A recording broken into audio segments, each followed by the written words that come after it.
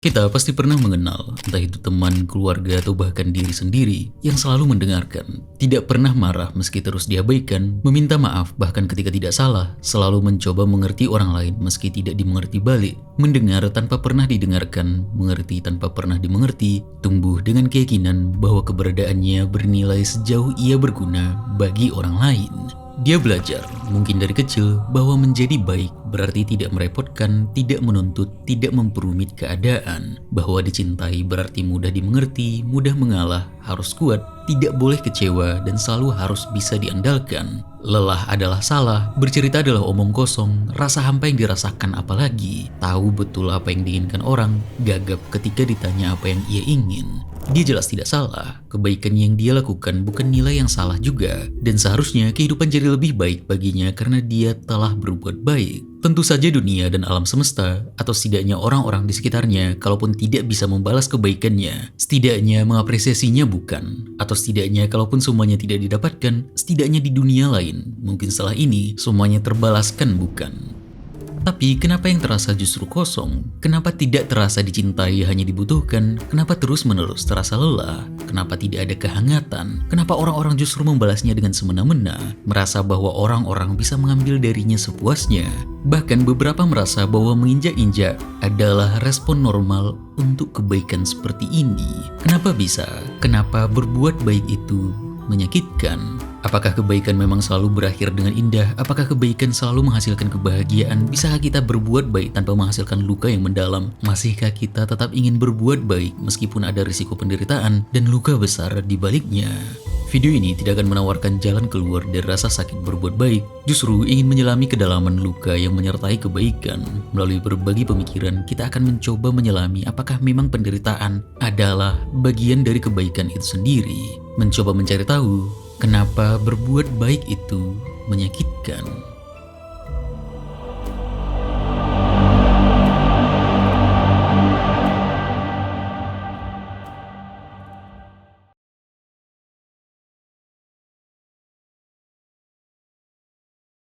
Kita hampir selalu hidup dengan keyakinan bahwa menjadi orang baik akan membuat dunia menjadi tempat yang lebih baik. Kita percaya bahwa kebaikan akan dibalas, jika bukan oleh orang lain, maka setidaknya oleh dunia itu sendiri, dalam bentuk kedamaian batin, penghargaan, atau rasa diterima. Dari keyakinan ini lahir sebuah mitos, bahwa kebaikan pada akhirnya akan menghasilkan kebahagiaan, bahwa hidup yang dijalani dengan niat baik akan terasa lebih utuh dan bermakna meskipun jalannya berat. Namun pengalaman sering menunjukkan hal yang berlawanan. Justru orang-orang yang paling baik kerap menanggung rasa sakit yang paling besar. Mereka lebih mudah tersentuh, lebih mudah merasa bersalah, dan lebih peka terhadap penderitaan yang bahkan bukan milik mereka sendiri. Kebaikan yang semula dianggap membebaskan ternyata membuat seseorang semakin terbuka, dan karena itu semakin rentan terhadap luka yang datang dari dunia.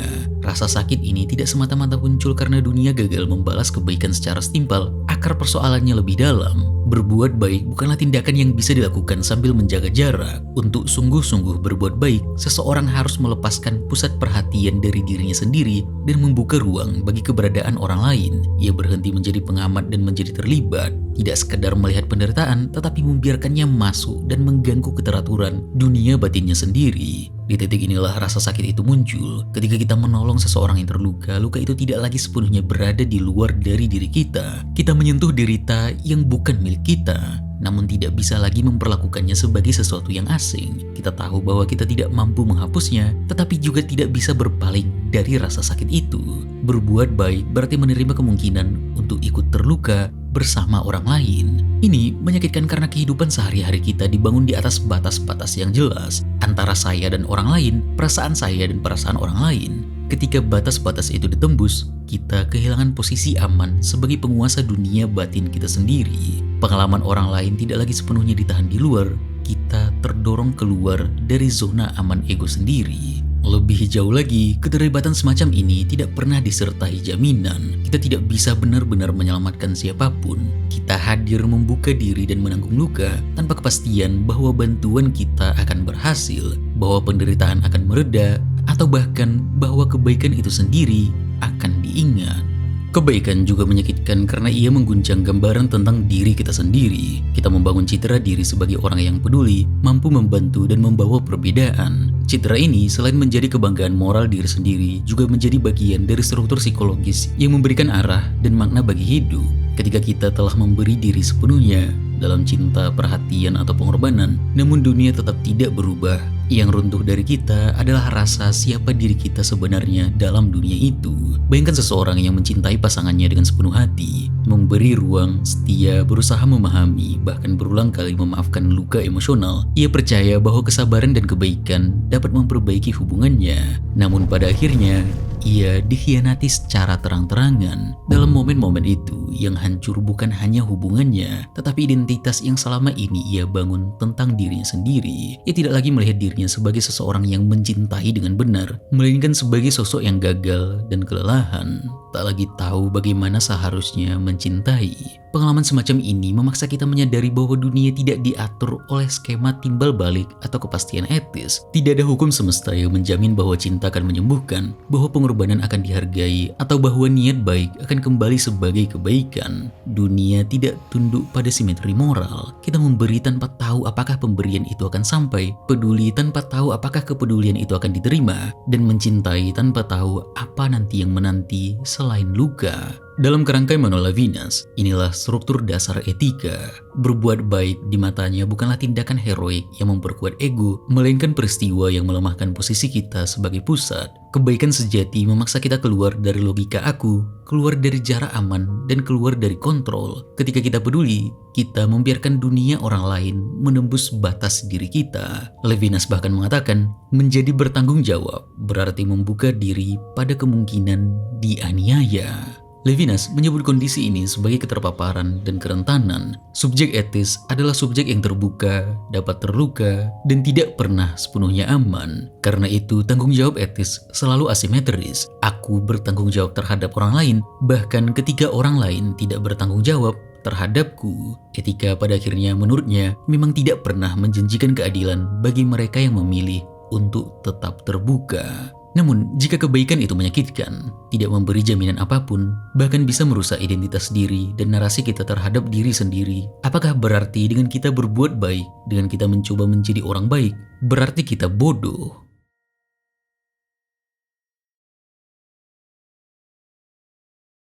Dalam kehidupan sehari-hari, orang yang terlalu baik sering dilihat sebagai naif, mudah dimanfaatkan, tidak realistis, atau gagal membaca dunia. Kebaikan jadinya ditafsirkan sebagai kekurangan kecerdasan praktis, seolah-olah kehidupan memang hanya tentang itu. Ketidakmampuan menjaga batas, ketidakcakapan melindungi diri, atau kegagalan memahami cara kerja kekuasaan dan kepentingan. Jadinya yang dianggap cerdas adalah mereka yang tahu kapan harus berhenti peduli, kapan harus menarik diri, dan kapan harus mengorbankan orang lain demi keselamatan diri sendiri. Namun kalau kita melihat, sebenarnya cukup jarang ini terjadi. Justru kebaikan selalu dilakukan dengan tahu betul bisa terluka. Banyak dari kita mencintai dengan terbuka, menolong tanpa jaminan, atau tetap peduli meski tahu bisa disakiti. Tidak sedang menutup mata terhadap realitas. Tapi kenapa tetap disebut bodoh dan naif? Apakah karena kita menilai hidup seolah tujuan utamanya adalah perlindungan diri dan keamanan? Apakah dengan kita merasa aman dengan menutup diri sepenuhnya, melindungi diri dari luka, mereduksi kedalaman hidup, mengubah diri menjadi selamat, seperti lilin yang sangat aman dengan tidak pernah memantik api dan menggunakannya, itu benar-benar yang ingin kita jalani? Apakah bertentangan dengan logika dunia yang menurut kita mungkin menuntut perlindungan, kontrol dan efisiensi, bahkan kejahatan, itu keliru dan boleh saja dianggap bodoh? Thomas Hobbes sudah menjelaskannya ratusan tahun sebelumnya. Dia mengatakan manusia adalah serigala bagi sesamanya. Kalau dilihat dalam kerangka zero-sum game, kebaikan tampak merugikan. Memberi berarti kehilangan, mendahulukan orang lain berarti membuat diri terlambat. Membuka diri berarti melemahkan pertahanan. Orang yang baik jelas tidak tahu permainan apa sebenarnya yang sedang ia mainkan. Dalam game teori diajarkan bahwa agen rasional seharusnya memaksimalkan keuntungan dan meminimalkan kerugian di dalam kondisi ketidakpastian. Kehidupan itu sendiri, jika niat orang lain tidak bisa dijamin, maka strategi aman adalah menahan diri, bersikap defensif, dan menghindari komitmen sepihak. Kebaikan tanpa jaminan dipahami sebagai strategi yang buruk karena ia mengasumsikan kerjasama di dunia yang tidak menjanjikannya. Dalam situasi di mana pengkhianatan selalu mungkin, kerjasama tampak sebagai langkah naif. Pemain yang terlalu percaya akan dihukum oleh sistem. Sebaliknya, pemain yang curiga, dingin, dan siap berkhianat kapan saja justru bertahan lebih lama. Dunia dibayangkan bak papan catur. Setiap langkah harus dihitung, setiap keterlibatan harus memberi keuntungan, dan setiap kerugian emosional adalah bukti dari blunder, sebuah kebodohan.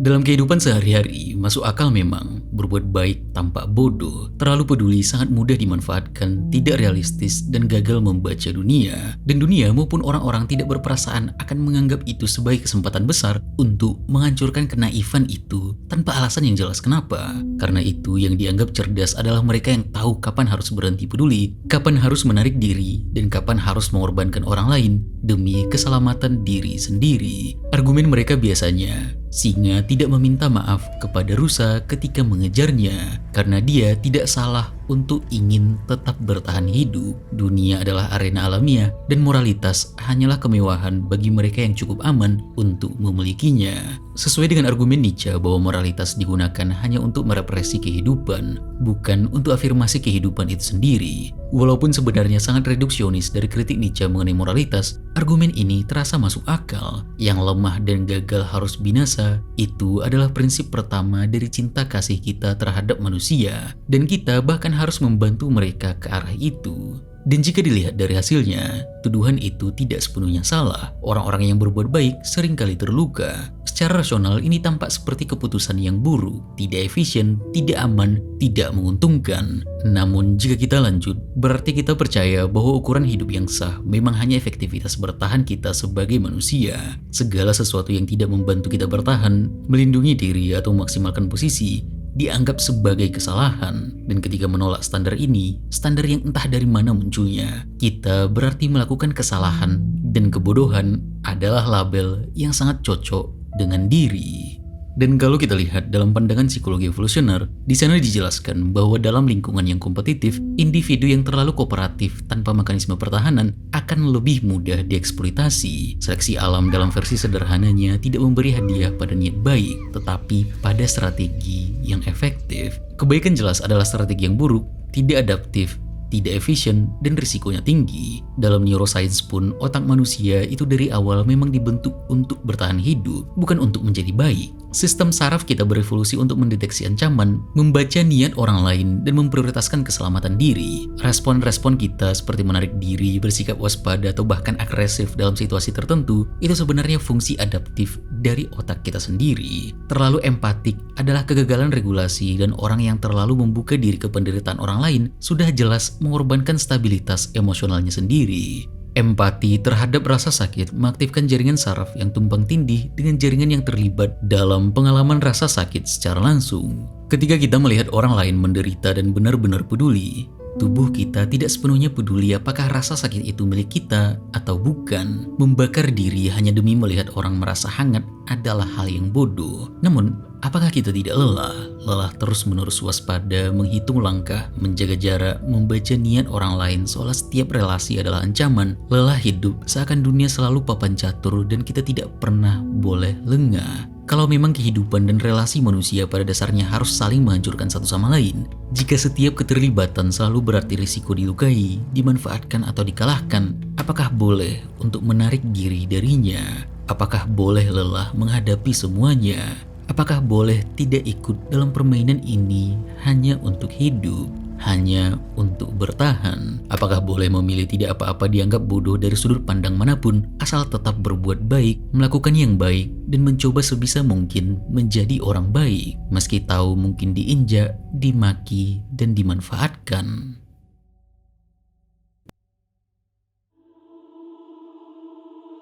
Orang yang tetap berbuat baik seringkali bukan tidak paham bahwa dunia bisa kejam, bahwa ia sendiri bisa dimanfaatkan, bahwa ia mungkin tidak akan menang. Justru karena ia paham itulah pilihannya menjadi berat. Ia tahu apa yang ia lakukan berisiko dan tetap melakukannya. Mungkin yang membuat kebaikan terasa mengganggu karena ia mengganggu asumsi dasar tentang apa itu hidup yang berhasil. Dalam dunia yang menuntut kita untuk terus menghitung, kebaikan terasa menjadi semacam tindakan yang berhenti sejenak dari perhitungan itu. Entah karena lelah, tidak peduli konsekuensinya, atau memang lebih memilih itu agar bisa duduk dengan diri sendiri. Apakah kita masih boleh hidup tanpa terus-menerus membuktikan bahwa kita tidak bodoh? Apakah kita masih boleh peduli tanpa harus membungkusnya sebagai strategi jangka panjang? Apakah kita masih boleh mencintai tanpa memastikan bahwa cinta itu aman? Ada sesuatu dalam pengalaman manusia yang membuat kita tidak tahan melihat penderitaan yang tak perlu. Anak kecil menjadi korban kekerasan, orang miskin jatuh sakit karena akses ke hidup yang lebih sehat timpang, seseorang dihancurkan secara sosial karena posisi lemah yang ia tempati, atau bahkan hal-hal kecil seperti orang dipermalukan di depan umum, anak yang dipotong bicaranya di rumah dan belajar diam, teman yang selalu mengalah, pesan yang tak pernah dibalas, candaan yang jelas melewati batas, atau bahkan hal-hal yang mungkin untuk beberapa orang lebih kecil lagi. Tatapan rendah ke orang yang dianggap lebih rendah secara sosial, nada bicara yang tiba-tiba mengeras ketika berbicara, memotong antrean seolah-olah urusannya lebih penting, senyum tipis menyindir orang lain, cara atasan berbicara ke bawahannya, orang dewasa mempermalukan anak kecil, cara orang diperlakukan lebih kasar karena pakaiannya tidak rapi, bicaranya tidak fasih. Kita ketika melihat ini bisa memilih untuk membentengi diri, mengabaikan atau menjadi apatis terhadap penderitaan-penderitaan itu. Tapi banyak dari kita tetap gagal melakukannya sepenuhnya. Dalam diri kita ada semacam kegelisahan, semacam ketidaktenangan yang muncul setiap kali kita melihat ketidakadilan. Namun keterlibatan ini pun bisa membingungkan. Kita tidak selalu tahu apakah dorongan untuk menolong datang dari cinta yang murni atau dari rasa bersalah. Kita tidak tahu apakah kita bertindak demi orang lain atau demi meredakan kegelisahan dalam diri sendiri. Belas kasih dan rasa malu selalu campur aduk, penuh sejarah pribadi, dan tidak bisa dimurnikan secara logis. Sebagian dari kita terus berbuat baik karena takut menjadi sosok yang asing bagi diri sendiri. Kita takut menjadi orang yang sinis, apatis, tidak berperasaan, atau bahkan kejam. Kita seolah punya panggilan hati bahwa jika kita berhenti peduli, kita akan kehilangan inti dari siapa diri kita sebenarnya. Kebaikan jadi cara kita tetap merasa hidup, tetap merasa manusia. Sebagian dari kita karena memiliki semacam pengalaman yang mirip sebelumnya dan tahu bahwa diperlakukan seperti itu, mengalami semua rasa sakit dan penderitaan itu, tidak peduli besar atau kecilnya, itu tidak pernah enak. Dan karena tahu betul bagaimana rasanya, ingin sekali, entah dari mana munculnya, agar orang-orang, setidaknya yang di sekitar kita, tidak merasakan rasa sakit yang sama. Tentu tak bisa kita pungkiri bahwa sebagian dari dorongan untuk berbuat baik mungkin juga berasal dari keinginan untuk diterima, dihargai, atau bahkan dipuji oleh orang-orang. Mungkin kita takut dipandang buruk, takut disebut egois atau tidak berperasaan. Kita belajar menjadi baik karena dunia sosial mengajarkan bahwa itulah yang pantas, itulah yang diberi tempat. Bisa saja secara tidak sadar, kita berbuat baik agar tetap berada dalam lingkaran pengakuan sosial itu saja. Kita bisa menganalisisnya secara psikologis bahwa dorongan untuk berbuat baik mungkin tumbuh dari pola asuh, dari relasi kita dengan figur-figur otoritas di masa kecil, dari kebutuhan akan penerimaan, atau bahkan dari rasa bersalah yang diwariskan secara tidak sadar. Kita belajar bahwa menjadi baik adalah cara agar kita tidak ditinggalkan. Kita takut kehilangan kasih sayang, takut dianggap tidak layak dicintai. Namun apakah cukup dengan logika semacam itu? Sepertinya tidak. Karena terkadang kita tetap memilih menjadi baik bahkan ketika tak ada yang melihat, bahkan ketika tak ada kemungkinan dihargai, bahkan ketika kebaikan itu sendiri tidak disetujui, atau bahkan seperti yang sudah kita bahas, dianggap bodoh. Kita tetap melakukannya, entah kenapa. Mungkin karena dibalik semua motivasi yang bisa kita uraikan, ada sesuatu yang tidak terjelaskan. Ada semacam keyakinan yang tak bisa dibuktikan, tapi juga tak bisa ditinggalkan. Ada saat-saat ketika seseorang berbuat baik meskipun tidak mendapat cinta, tidak juga diterima, bahkan dihina karena perbuatannya. Mungkin di sana letak iri para dewa yang suci dan bersih kepada manusia yang dunia batinnya carut marut, bercampur dengan berbagai hasrat dan tidak pernah bisa benar-benar menjelaskan semuanya. Karena bagaimanapun berbuat etis dan moral sebenarnya tidak pernah menuntut hidup menuju kebaikan ataupun kebahagiaan. Dari semua yang kita bahas terlihat bahwa berbuat baik dapat menyakiti diri sendiri dan bahkan dikatakan bodoh hanya karenanya.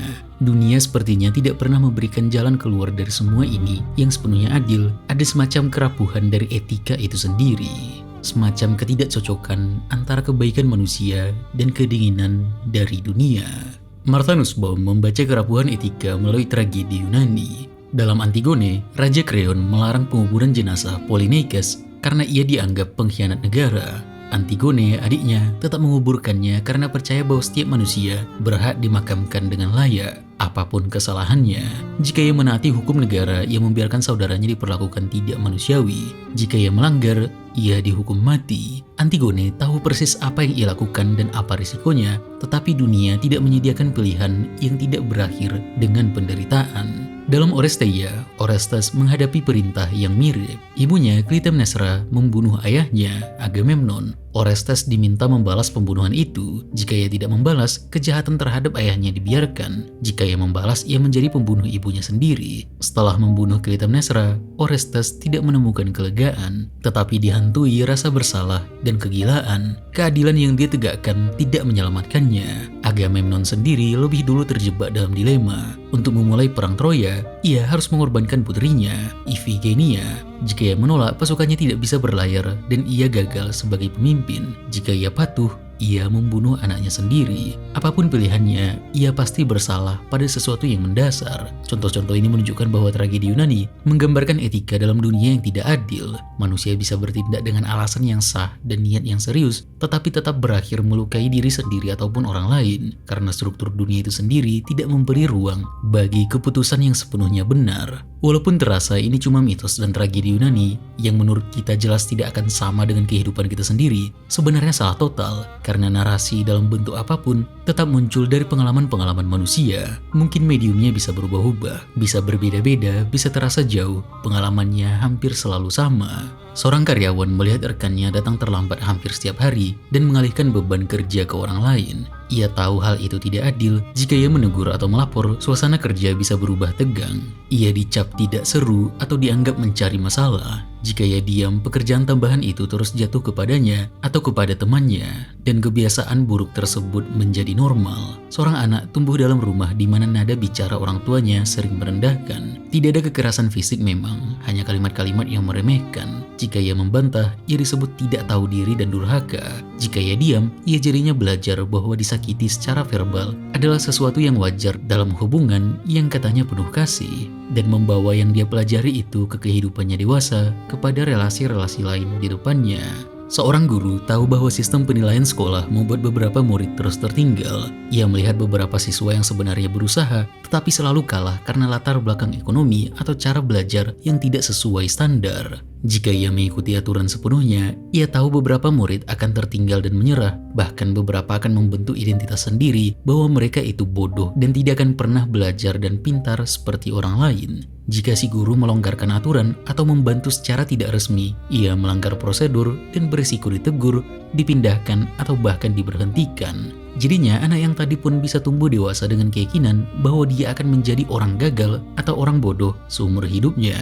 Tragedi Yunani tidak pernah lenyap, hanya berganti wajah dalam kehidupan modern kita ini. Kebaikan selalu berdiri di antara ideal dan realitas. Orang baik jelas bisa kalah, terluka, dan tidak dibalas karena struktur dunia dari sananya memang sudah retak. Tidak jelas apa tindakan yang baik dan apa tindakan yang tidak baik dan apa konsekuensi dari tindakan-tindakan itu. Jika memang tidak ada jaminan, jika dunia tidak tunduk pada keadilan, dan jika empati hanyalah beban biologis, semua itu berangkat dari satu asumsi yang lebih dasar, bahwa dunia pada dirinya sendiri memang dingin. Alam semesta dan seisinya tidak pernah disusun untuk memenuhi kebutuhan batin manusia yang penuh dengan kebingungan. Bencana tidak menunggu kesiapan moral, penyakit tidak mempertimbangkan kebajikan, dan ketidakadilan tidak pernah meminta izin pada niat baik. Dalam sejarah manusia, kelaparan, perang, wabah, dan penyingkiran sosial tidak bisa kita katakan sebagai anomali, karena terus-menerus terjadi dan berulang, bahkan bisa dipolakan. Dunia tidak jahat dalam arti bermaksud menghancurkan,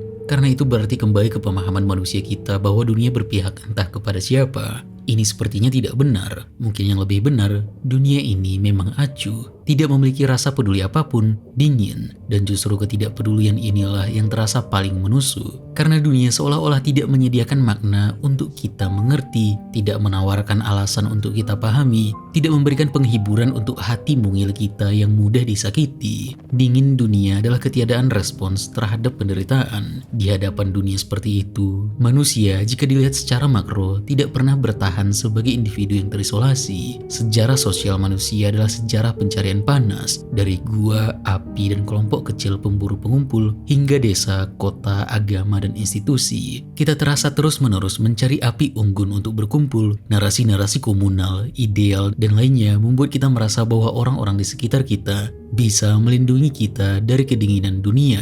Dari situlah lahir bahasa, ritual, hukum, dan norma. Semuanya upaya kolektif untuk menciptakan sedikit kehangatan di tengah ketidakpastian alam dan kekerasan hidup. Kehangatan sosial ini jelas selalu rapuh, selalu disertai konflik, tetapi tanpanya sejarah manusia tidak pernah bergerak. Dunia yang dingin ini seolah-olah selalu mendorong manusia mendekat ke api unggun, entah dalam bentuk apapun. Di sekitar api unggun itu, manusia saling bersentuhan, saling mengganggu, saling melukai. Ada kehendak yang bertabrakan, ada kebutuhan yang saling menekan, ada kecemburuan, ketergantungan, dan kekecewaan. Tidak ada komunitas yang bebas dari konflik, sebagaimana tidak ada api yang menghangatkan tanpa risiko terbakar. Namun tetap saja manusia memilih mendekat karena kesepian absolut terasa entah kenapa lebih mematikan dan menyakitkan daripada semua itu. Schopenhauer menggambarkan bahwa relasi-relasi manusia ini mirip dengan landak di musim dingin, di mana landak-landak yang kedinginan akan berkumpul dan mendekatkan diri satu sama lain, meski tahu betul duri-duri mereka akan menusuk satu sama lain. Mereka akan terluka, merasa sakit, dan bahkan menderita. Namun gantinya, mereka tidak menghadapi dinginnya dunia sendirian, dan pada akhirnya merasakan hangat dari suhu tubuh sesama. Dalam relasi manusia, empati bekerja dengan mekanisme serupa. Semakin dekat kita pada orang lain, semakin besar kemungkinan kita tersusuk oleh kebutuhan, luka, dan ketakutan mereka. Tetapi menjauh berarti membeku dalam dinginnya dunia. Tidak ada posisi yang sepenuhnya aman. Tanpa resonansi emosional, pengalaman hidup menjadi datar, mekanis, dan kosong. Menjadi manusia yang lebih dingin dan mencoba untuk bersikap apatis mungkin efisien, tetapi jelas perilaku ini menghilangkan kemungkinan untuk kehangatan yang bisa saja kita miliki ketika bersama orang lain. Menjadi manusia pada akhirnya, sepertinya bukan soal menang melawan dunia, melainkan soal bertahan di dalamnya dengan tetap mampu merasakan, bahkan ketika rasa itu berbahaya, karena ketertutupan terasa seperti penghapusan diri, karena menjauh dari api terasa sangat dingin. Jadi sekali lagi, apakah boleh peduli tanpa harus membungkusnya sebagai strategi jangka panjang? Apakah boleh berbuat baik walaupun tahu jelas bahwa itu mungkin tidak akan dihargai? Apakah kita masih boleh mencintai tanpa memastikan bahwa cinta itu aman? Apakah boleh, walaupun terdengar bodoh, merasakan sakit karena luka duri, tetap memilih untuk menjadi orang baik? Dostoyevsky dalam salah satu karya terbesarnya, The Idiot, mencoba menjelaskan ini.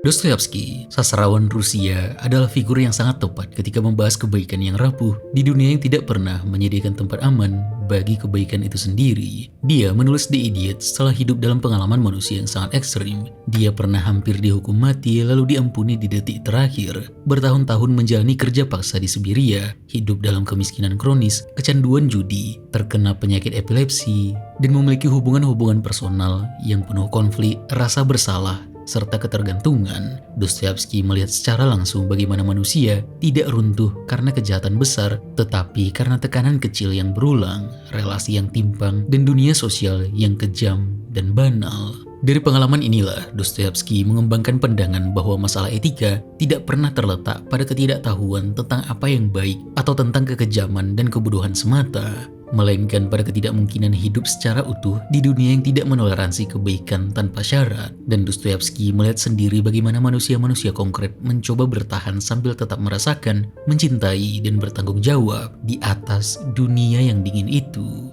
Karena semua itu, ketika ia menulis The Idiot, Dostoyevsky benar-benar meletakkan figur yang diletakkan ke dunia nyata yang penuh intrik, permainan status, penghinaan halus, dan kekerasan emosional yang dilegitimasi norma-norma yang dirasa orang-orang sebagai normal. Dan The Idiot bukan kisah tentang yang baik menang yang jahat kalah pada akhirnya, seperti tulisan sastra penulis yang baru belajar, tapi benar-benar menjelaskan permasalahan kita dari awal, bahwa ada semacam ketidakcocokan antara kebaikan manusia dengan dunia yang dingin. Tokoh utama dari The Idiot adalah Prince Mishkin, sang idiot dari judul buku itu sendiri. Dia dalam ceritanya adalah bangsawan Rusia miskin yang lama hidup di luar negeri karena penyakit epilepsi dan masalah mentalnya yang rapuh. Ketika novel dimulai, ia kembali ke Rusia tanpa status sosial yang jelas, tanpa kekuasaan, dan tanpa kecakapan untuk memainkan permainan sosial yang mengatur kehidupan kelas atas Petersburg. Dia bukan idiot dalam artian pengetahuan, baik dalam hal akademik ataupun pembacaan sosial atau emosional. Yang membuat miskin tanpa idiot adalah ketidakmauannya berstrategi. Miskin tidak menyembunyikan maksud dan tujuannya. Dia selalu jujur dan tidak memanipulasi relasi untuk keuntungannya sendiri. Dalam dunia sosial Rusia saat itu, yang penuh sindiran, kalkulasi, dan pertukaran simbolik, sikap ini membuatnya jelas terlihat tidak kompeten dan bodoh. Hampir setiap pertemuan miskin dengan orang lain berakhir dengan kesalahpahaman. Miskin memahami ironi, tipu daya, dan motif tersembunyi dari orang-orang yang ia temui, tetapi ia menolak untuk membalasnya dengan cara yang sama. Di hadapan orang-orang yang bicaranya selalu berlapis, ia menjawab dengan literal dan apa adanya. Di hadapan sindiran, ia merespons dengan kejujuran. Miskin tidak membalas ketika ditertawakan, disindir, atau diperlakukan sebagai orang bodoh. Tidak ada dendam di dalam dadanya. Ketika dia memiliki uang, dia memberikannya. Dia membantu orang yang bermasalah, meski mereka jelas menyanyiakannya. Bahkan beberapa kali, dia ditipu dan dimanfaatkan, tetapi tetap memberi. Dia sangat baik dan terasa tidak normal kenapa dia bisa seperti itu, dan kita tidak pernah tahu kenapa dia bisa seperti itu. Dia sendiri pun tidak tahu, benar-benar seorang idiot. Orang-orang kelas atas Petersburg jadinya sengaja mempermainkannya untuk melihat sejauh mana ia akan tetap baik. Mereka menceritakan keburukan mereka, memamerkan dosa-dosa kecil, atau mempermalukannya di depan umum. Dan miskin tidak tersinggung, tidak marah, dan tidak membalas. Kebaikan miskin justru menciptakan rasa tidak nyaman di situasinya, dan biasanya orang-orang mengejek karena itu. Hubungannya dengan Aglaya memperjelas hal ini. Aglaya tertarik pada miskin justru karena ia melihatnya sebagai sesuatu yang murni, hampir seperti figur ideal yang bisa menyelamatkan semua orang, seperti sesosok Mesaya. Namun semua itu runtuh ketika Aglaya sadar bahwa miskin tidak bisa dipakai sebagai simbol seperti orang-orang baik lainnya yang melakukannya jelas untuk dipertontonkan. Dia tidak bisa diarahkan dan tidak bisa diposisikan sebagai pahlawan romantis untuk menyelamatkan dunia. Hubungan miskin dengan Rogozin bahkan lebih parah. Nastasya, pasangan Rogozin, memiliki masa lalu yang kejam dan dia merasa dekat dengan miskin karena miskin mampu melihatnya lebih dari luka itu. Rogozin yang cemburu dengan itu mengancam miskin dengan kekerasan, bahkan hampir membunuhnya. Dan miskin tahu itu, namun miskin tetap berbicara dengan Rogozin, tidak takut dengannya dan tetap mendengarkan dirinya. Namun di atas semua itu, Nastasya tetap terjebak dalam rasa bersalah dan penghinaan diri dari masa lalunya. Rogozin tetap bergerak menuju kekerasan. Lingkaran sosial di sekitar miskin tetap sinis dan manipulatif. Tidak ada progres moral kolektif yang bisa ditunjukkan sebagai hasil dari kebaikan miskin. Justru sebaliknya, setiap kali ia berusaha hadir secara penuh, setiap kali ia mencoba untuk berbuat baik, situasi justru semakin parah. Di akhir cerita, Rogozin membunuh Nastasya karena di matanya, kalau dia tidak bisa memilikinya, tidak seorang pun, terutama miskin, yang boleh memilikinya. Miskin di akhir menemukan Rogozin bersama jenazah Nastasya dan tinggal bersamanya, tidak menghakiminya dan tidak pula mengampuninya. Setelah itu, miskin runtuh sepenuhnya, epilepsinya kembali, kesadarannya terpecah, dan ia tidak lagi mampu hidup di dunia sosial. Novel pun berakhir tanpa pesan moral seperti biasanya. Dostoyevsky hanya memperlihatkan bahwa kebaikan memiliki harga yang sangat mahal, dan harga itu dibayar sepenuhnya oleh orang yang menjalankannya. Miskin terlihat bukan seperti teladan yang harus diikuti, bukan juga kesalahan yang harus dihindari. Dia manusiawi, dan justru karena itu sangat tragis. Namun, entah kenapa, bagi kita yang sudah membaca, meskipun jelas terasa bodoh dan banyaknya konsekuensi buruk dari kebaikan miskin, kita ingin menjadi baik dan tidak pernah tahu apa alasannya. Kita tidak bisa benar-benar tahu mengapa kita tetap ingin menjadi baik. Mungkin karena cinta, mungkin karena takut, mungkin karena kita tidak bisa hidup dengan cara lain. Tidak ada jawaban pasti dan mungkin memang tidak perlu ada. Yang tersisa hanyalah keheningan tempat masing-masing dari kita merasakan sendiri sejauh mana kita ingin tetap membuka diri, tetap peduli, dan tetap memilih kebaikan. Meskipun tahu itu menyakitkan. Terima kasih.